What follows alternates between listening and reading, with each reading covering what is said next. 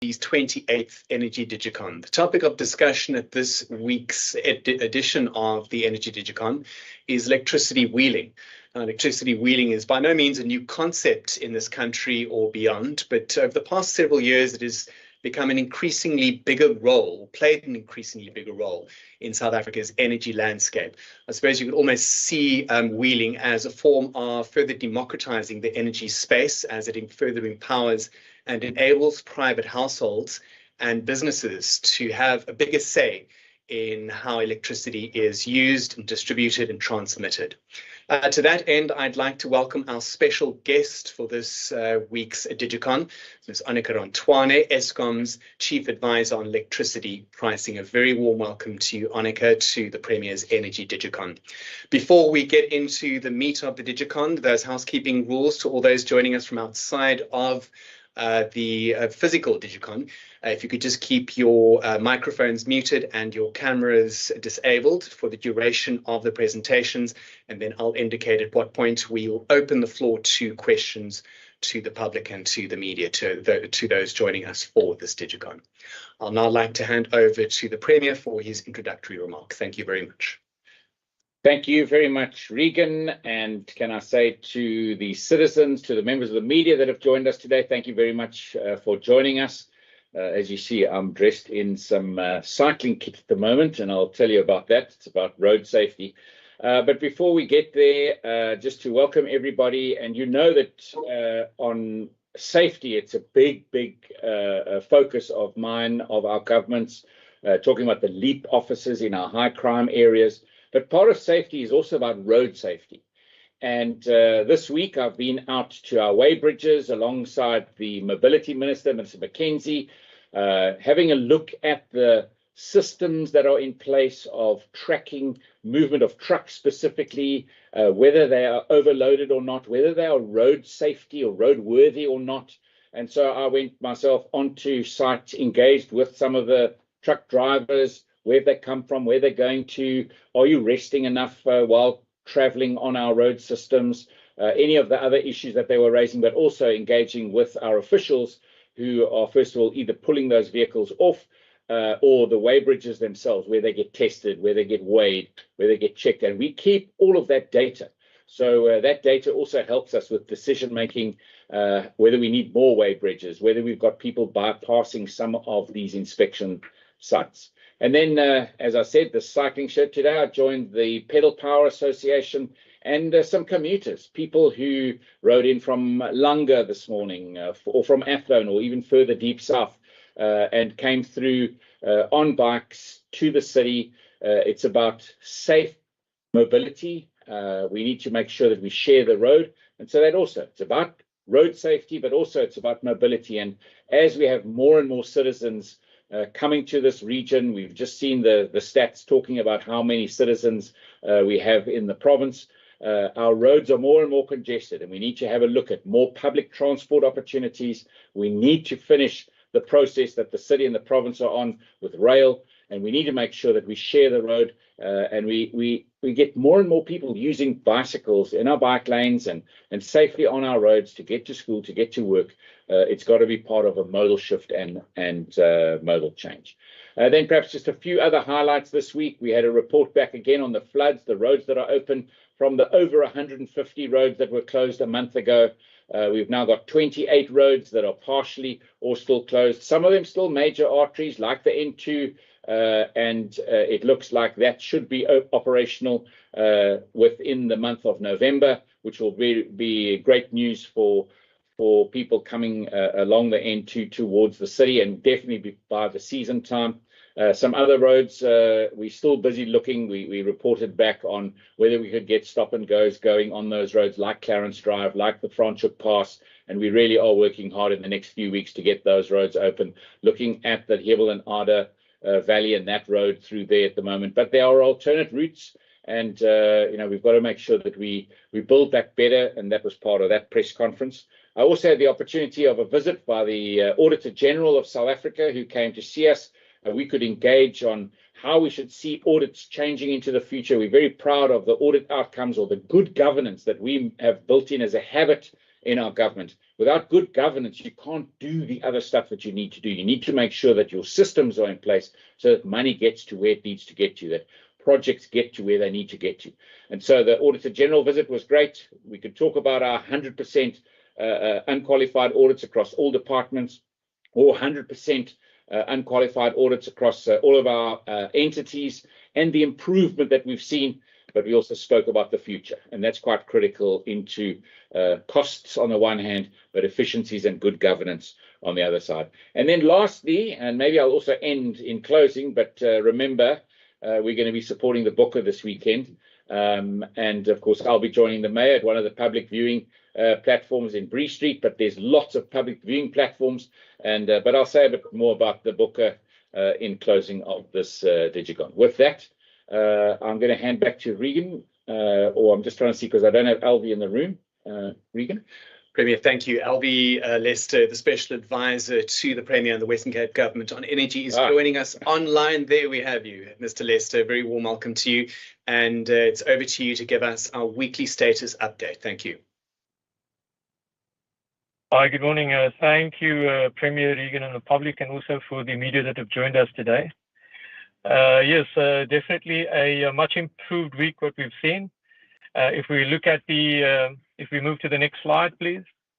If we look at the generation sent out into the country, if we look at particularly the red line, that was the generation that was sent out last week. The black line was the forecasted generation, and the blue line was what we did in the same period in 2022. Although we're lower than what we did in 2022, what we can see from this slide is that we're fairly close to the forecasted number. So I think a good indication that some of the equipment, particularly some of the power stations, the units are coming back, and we're starting to see an improvement in the performance. If we move to the next slide, which really speaks to the energy availability, what we've seen is a steady improvement over the last few weeks. We've moved up quite a bit, a percentage increase in the energy availability. We had a day in the last week where we hit 60% energy availability. Again, a good indicator. We can also see that the planned maintenance, it has increased slightly in the last week.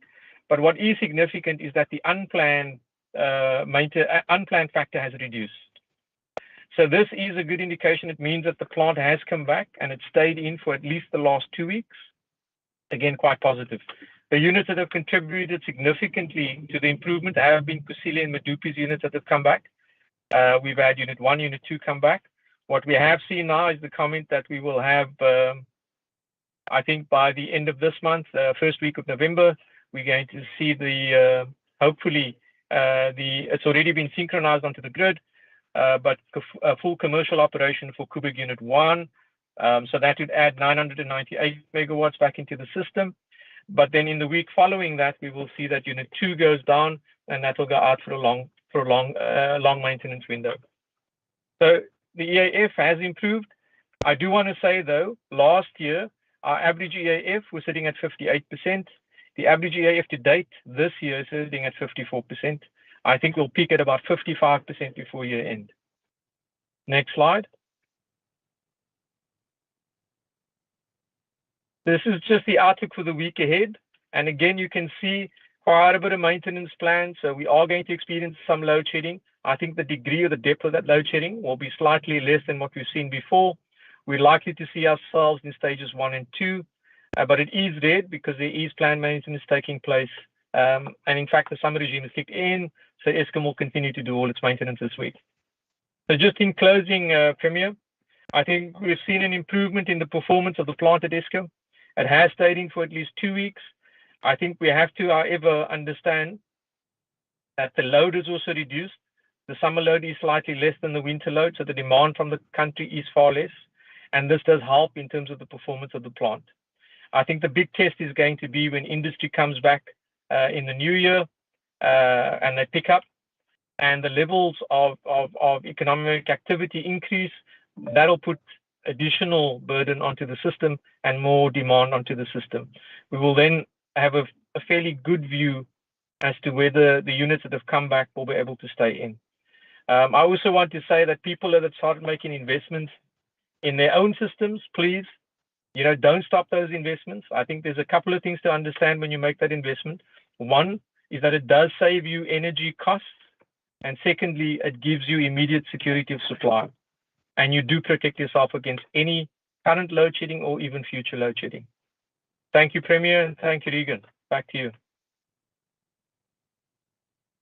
Thank you. Thank you very much, Mr. Lester. I now have the honor of introducing Onika Rantwane from Eskom. Onika is basically the pricing specialist, but today Onika is going to talk to us primarily about wheeling, I believe. So Onika, thank you very much for joining us. It is an honor to have you on this platform, and please feel welcome.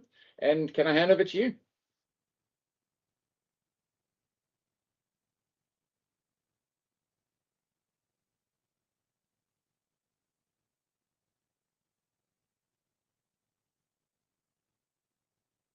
Thank you very much, Program Director, and greetings to the Honorable Premier of the beautiful Western Cape. It's a province that I love a lot.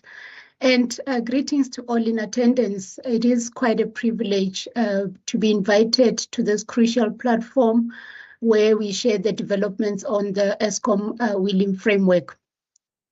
So when we talk about wheeling, we are actually referring to third-party wheeling. And this is where we've got an IPP. This IPP could be located anywhere in South Africa. It could be in the Western Cape and selling their energy to a customer that is in Johannesburg, as an example.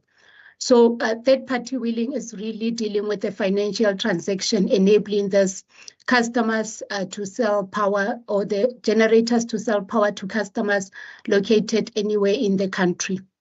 This framework is there are multiple factors that are contributing to this transformation in the electricity sector.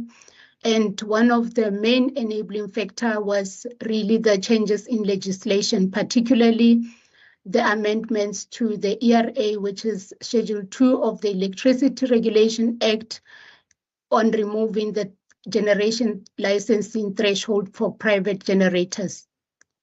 So we know that companies are wanting to go green. They have decarbonization targets, and obviously this enables them to access this green energy at affordable prices from their generators.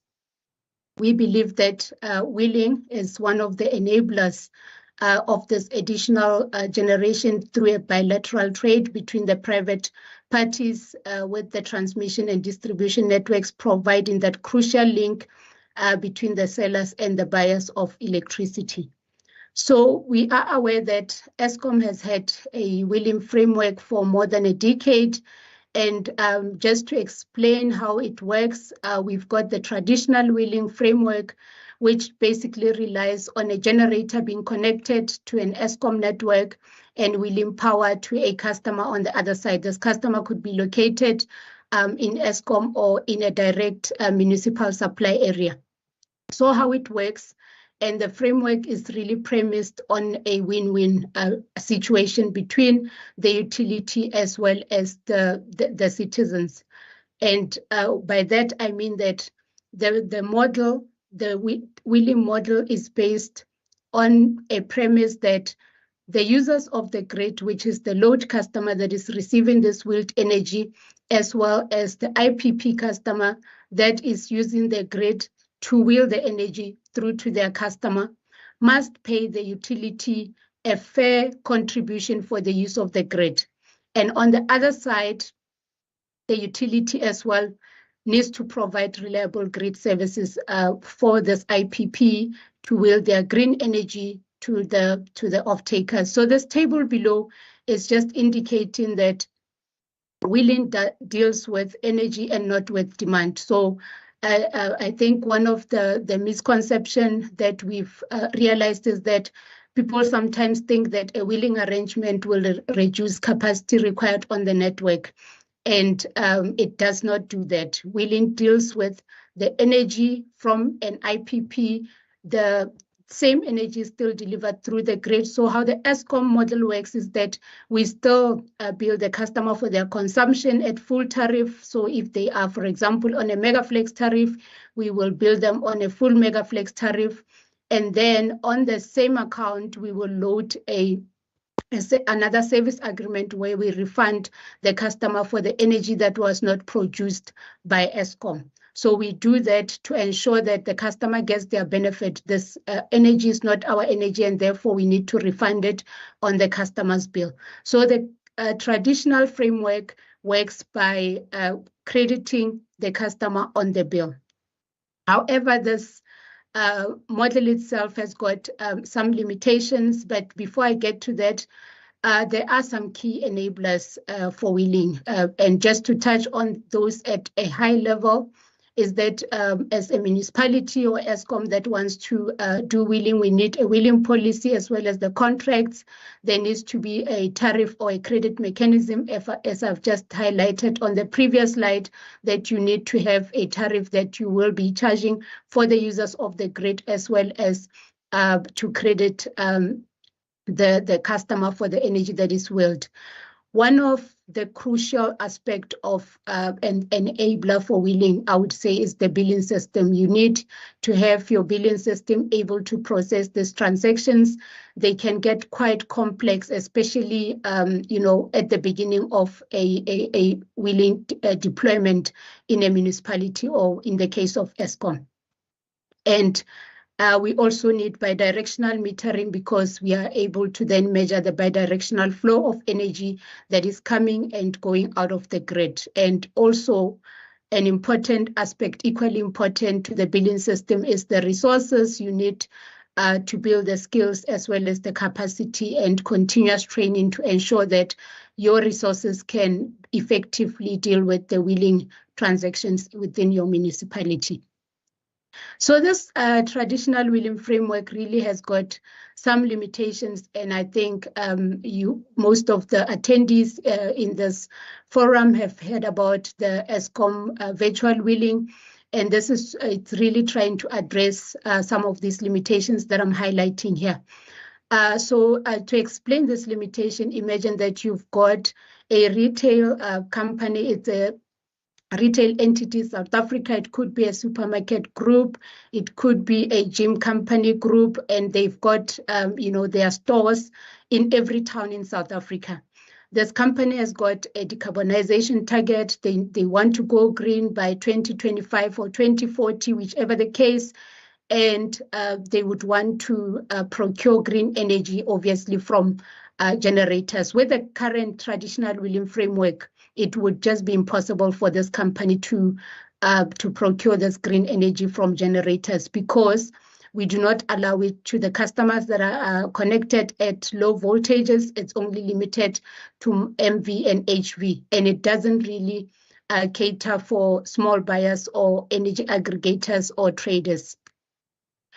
Therefore, we have, as Eskom, we are in the process of developing this virtual wheeling product. It's quite an exciting product that is meant to address these limitations. One of the misconceptions that I just want to clear, and this is based on the number of queries that we have been receiving, is that this virtual wheeling is not going to be replacing what we are currently doing with the traditional wheeling approach.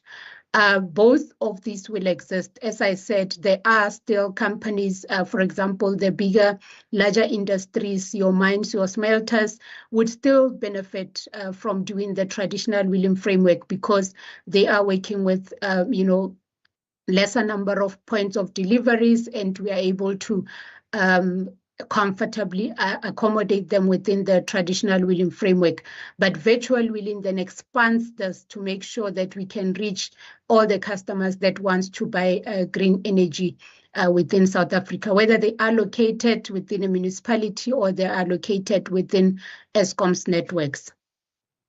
So just to now, highlight the main differences between the traditional wheeling and the virtual wheeling before I get into the details of how the virtual wheeling will work.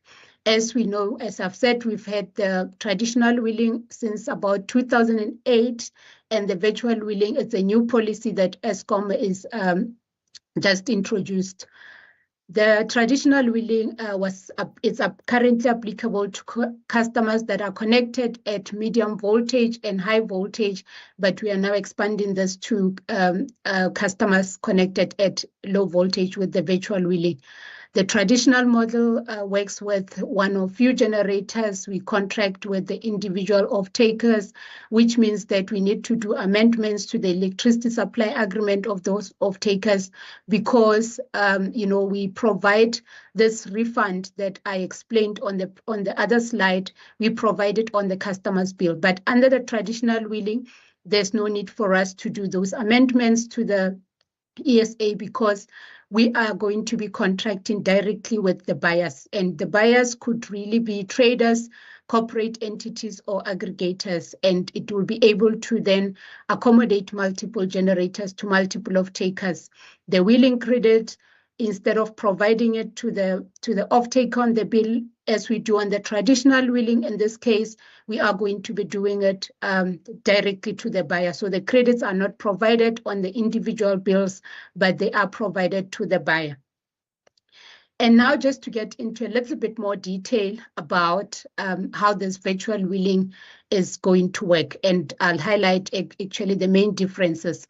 So you have, let's say you are a trader within the Western Cape government or with Western Cape municipality, any of the municipalities, you are a trader and you want to buy energy from multiple generators. You would do that with a PPA between yourself and the generators, and obviously then get the buyers of your energy. These buyers could be customers that are connected to Eskom or connected directly to the municipalities. What happens is that as a buyer, you will get the data. You will have to aggregate the data from the generators that you are buying from, as well as the consumption data from the customers. Then you've got this platform which deals with the aggregation of the data, and this platform is going to be interfacing with the Eskom aggregation data. What we do on the Eskom aggregation data is then to verify, because these generators, remember, they are connected to the Eskom network. We'll measure the energy and we verify that what the buyer has supplied to us in terms of the consumption and generation data is exactly what we have measured on our side, and also provide the information for the off-takers. Once that is done, we then do what we call a settlement for the wheeled energy refund. Before we process the refund, one of the requirements, and this is a crucial requirement, I know there is a concern about it generally in South Africa, is that we will only provide the refunds to the load customers that are in good standing with Eskom. So out of all these accounts, when we do the settlement process, we make sure that we have received the payment for those accounts that are linked to this aggregation platform, and we'll process the refund back to the buyer. The refund is only done to those accounts where we have received payment. And the reason for this is because the whole principle of this wheeling transaction is, and the refund, is that as Eskom, we would have, with the customers paying their normal bills or normal account, we would have received an overpayment on the account. And this overpayment is, the reason for that is because we have charged these customers the energy that was not produced by Eskom. So they have bought this energy through the buyer from different generators, but we have actually billed for that energy in our bill, in our normal bill. So we have to provide that refund back to the customer. So just to indicate, because it's another question that we have been getting a lot as to what would be the requirement. There is a lot of interest in this product, and they want to know, the buyers, potential buyers would want to know what would be the requirement. The main requirement is the virtual wheeling contract. We have developed this contract, so when we launch the product, there would be a need for the buyer to get into a virtual wheeling contract with Eskom. There is a need for the data aggregation platform. So because the premise of this concept is really dealing with data aggregation. We need the seller's information, which is all the list of the generators, as well as list of off-takers, and then the metering data to be provided in a time of use period. Just to now talk about the status of the wheeling project, this virtual wheeling project. As I said, there is quite an interest in this product. So we have an approved policy in place, and now we also developed a draft agreement pro forma that can be shared, because it's one of the things that the potential buyers have been asking for. They want to see what would be some of those terms and conditions if they want to participate in this. So this is available and we can share with the market, but we are not ready, obviously, to engage on it because the platform is not ready to be launched. As I think most of the attendees are aware, it's been on the media as well, that we are currently piloting this product with Vodacom, and really it's just for us to make sure that we test our systems, we make sure that we've got the resource capabilities before we can officially roll out the project. And the estimated rollout time is then end of next year, which is 2024. Just on the last slide, I just want to touch on some of the further wheeling developments that are needed in the space. And this is not just for Eskom, but for South Africa as a whole. There is a need for a national wheeling framework, and this framework really needs to deal with a standardized approach for all the distributors, that is Eskom and municipalities. But there is work currently being undertaken under the NECOM to address this, and hopefully we can get to a point where we have a standard approach for wheeling within the South African borders. And the other aspect as well is to address this issue of LV wheeling. As you saw that with the virtual wheeling, we're trying to expand to that, but it needs to obviously be expanded onto municipalities so that the South African customers connected at LV can be able to access this product as well.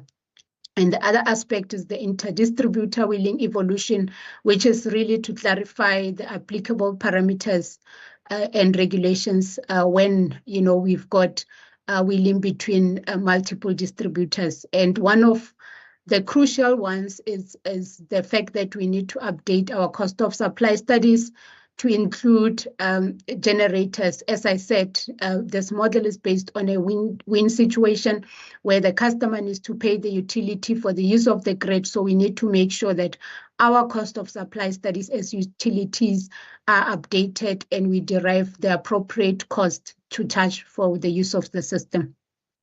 So just in conclusion, Premier and the program director, I would really like to thank the Western Cape government for arranging this crucial platform. It is, one of the important engagements, and I believe that with the efficient collaboration between Eskom, the municipalities, and all the role players in this industry, we can achieve a sustainable and resilient electricity industry that will rebuild investor confidence and make sure that we ensure economic sustainability for our country. Thank you. Thank you, Annika. We'll now open the floor to questions from the public and from the media. A few questions have already come through via WhatsApp. You can post those questions through on the chat box, or you can just send them to me personally on WhatsApp and we can deal with them as we get them through. Annika, first question, maybe just a point of clarity. There is a misconception perhaps, and maybe if you could just clear that up for us, whether wheeling in a sense takes away revenue from municipalities. Maybe we can just start with that that question. Is that an accurate assumption that municipalities will lose revenue? Because in essence, wheeling is empowering households. It's empowering private sector players. Yeah, thank you, Chairperson. I think it's one of the misconceptions, and I tried to address it in the presentation, but the wheeling framework, it should be based on avoided costs. So, for example, let's use the municipality in the Western Cape. The principle should really be that they are currently buying we have a customer in the Western Cape that wants to receive wheeled energy from a private generator. Currently, this municipality is buying the energy from Eskom, and with the wheeling transaction, they'll be buying the energy from this IPP. So the model should be based on the cost that the municipality is going to avoid in paying Eskom, and that really should be that. It shouldn't result in a revenue loss for the municipality. If the tariffs are properly structured to make sure that the credit is only based on avoided cost and not result in network cost being reduced. Thank you. Okay, another question leading up from our opening question. What is Eskom doing to help capacitate and support municipalities develop the capacity to handle wheeling? Thank you. Yes, Eskom is in fact partnering with most of there is a Sustainable Energy Africa, which is an organization assisting municipalities and as well as the GIZ with capacity building for municipalities. We have been part of that.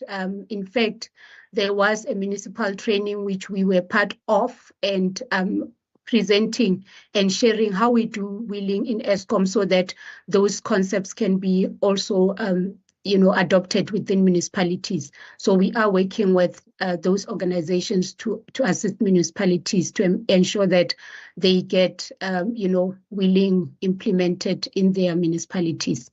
Thanks. Two more questions for you, Annika. When the electricity supply agreement gets reviewed, does the deposit get adjusted? And a follow-up, has the wheeling framework of Eskom been approved by the National Energy Regulator of South Africa? Yes, thank you for that.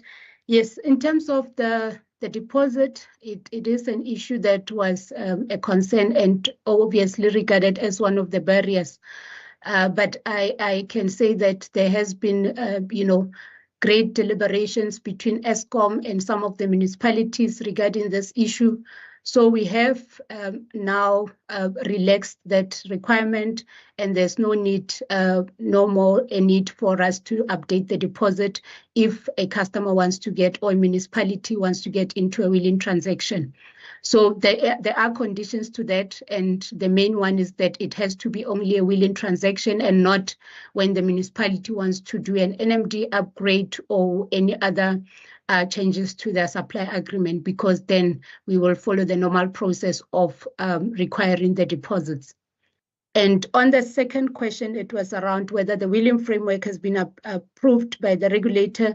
So we have, as I said, the current wheeling framework in Eskom has been approved since 2008. We've got our tariffs that are related to wheeling, the credit mechanism that we apply for wheeling. We submit with our schedule of standard prices to the regulator on an annual basis, and that gets approved by the regulator.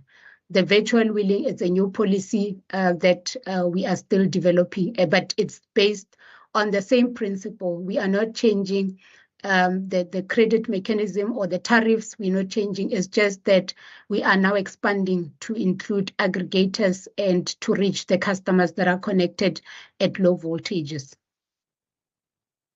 Thank you. It's being asked on WhatsApp, Annika, is the Eskom wheeling tariff per customer applications or standardized per distribution operating unit? Yeah, so the wheeling tariff, it's not per customer. We do not calculate the use of system charges based on each customer, where they are located, and we base it on our standard approved Eskom tariffs. So if you have a customer that is connected in one location receiving their energy from an IPP, which is through wheeling, and you've got another customer that is not, which means that they are receiving their energy from Eskom, those two customers are paying exactly the same use of system charges. And this is to ensure that we do not discriminate against the customers by virtue of the supply of their energy. Annika, just to be clear, the framework, this program, this overall wheeling program, is it more aimed at big power users, big corporates, rather than private households, smaller energy users? Yeah, I would say previously and up to now, I think that was the case.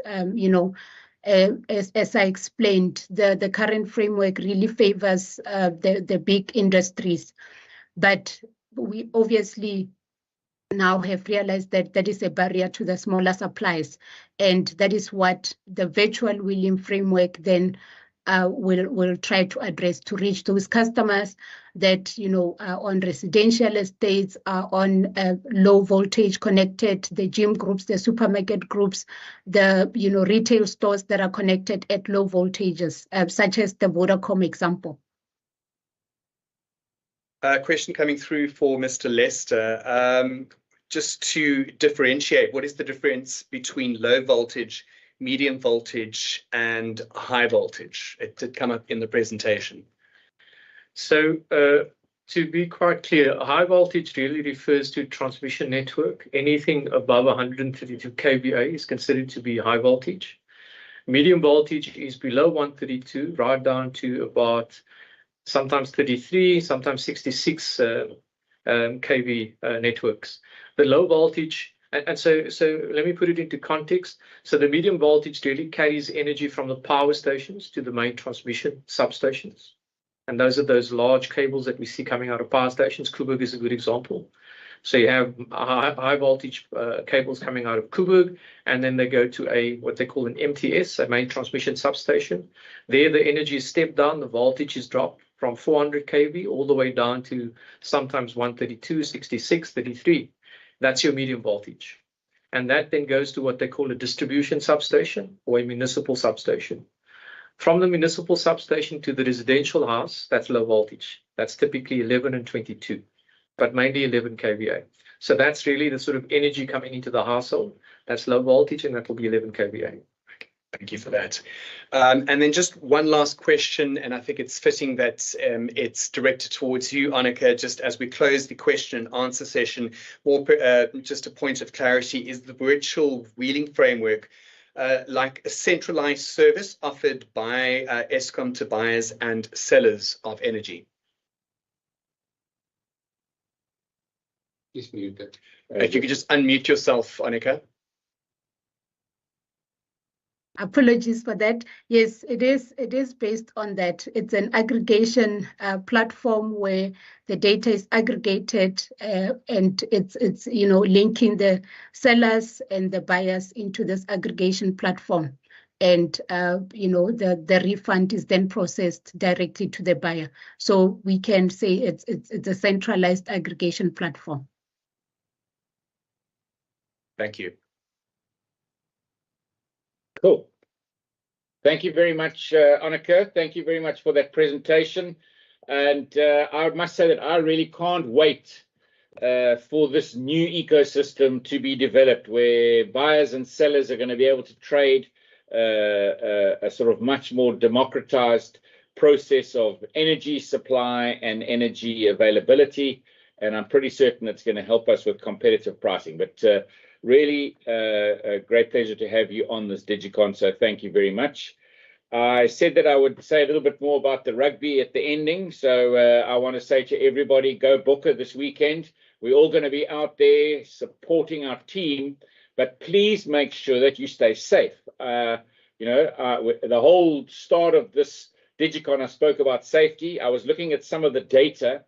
On a weekend, generally, about 14,000 vehicles are checked across our province. In the last stats that I've got for the weekend was 498 seatbelt violations, 547 moving violations, 44 arrests for people driving under the influence. Now, that is definitely not helping us with our safety statistics. I was looking at the City of Cape Town stats where there were 70 accidents, crashes that took place that involved motorists and also pedestrians. And that's up from the previous weekend's 50.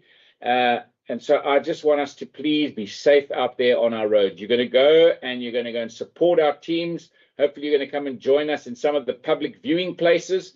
But when we do that, we need to do it responsibly and don't drink and drive. Make sure that we stay safe. Please, that is a big message. We want to be out there feeling this great vibe of South Africa supporting our team. And some of you are going to be celebrating, but please make sure you don't get behind a wheel, and make sure that if you're a pedestrian on the road, the same thing. You are not just wandering into the road.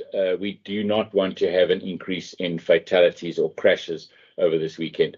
Go Bokke. But before we finally end, this Digicon cannot end without Albert Lester's tip of the week. So Albert, over to you. Thank you very much, Premier. So water and electricity are inextricably linked. Each time we open up a tap, it requires electricity, a pump, to actually move that water from either a reservoir or from a station to our houses. So I think what's critical for people to understand is if we're water wise, we are actually, by virtue of that, also saving electricity. If we fix up things like leaky taps, I know it sounds quite simple, but what people don't understand is every time that thing is dripping, we're actually using energy because it keeps pumping, because it's assumed that the tap is open. So if we fix up leaky taps, if we take care of using things like low flow shower heads, etc., we don't need as much water coming through the shower heads. That saves water, saves electricity, and definitely saves us costs. Thank you. Cool. Well, that's it. Have a great week. Our special guest, Anneke, it's been a privilege, and thank you for availing yourself for this week. And join us next week for the 29th Energy Digicon. Thank you. Have a good week, and yeah, go Bokke.